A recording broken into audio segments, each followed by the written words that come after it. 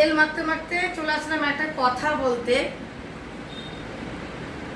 যারা নাকি আমাকে সহ্য করতে পারে না কমেন্টে বলে, আজকে একটু আগে একটা ভিডিও পোস্ট করলাম, সেখানে কমেন্টে বলেছে ন্যাকা ফ্যামিলি।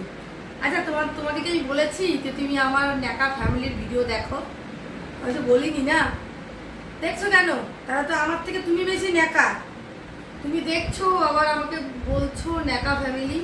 দেখছো কেন ন্যাকা ফ্যামিলি? যখন দেখো না, নিশ্চয়ই তাহলে আমার ভিডিও ভালো লাগে, যার জন্য তুমি দেখছো। আবার আমার কাছে কথা হলো, আমার যাকে ভালো লাগবে না, যাকে দেখলে আমার গা জ্বলবে, যাকে দেখলে আমার সহ্য হবে না, তা আমি ধারে কাছে ঘেসবো না। আমি একটা এরকম মানুষ। তাহলে তুমি কিরকম? তুমি আমাকে সহ্য করতে পারছো না, দেখছো আবার কমেন্ট করছো ন্যাকা ফ্যামিলি। কোন দিক দিয়ে ন্যাকা ফ্যামিলি লাগছে আমাদের সাথে আমি তো বুঝে পাচ্ছি না।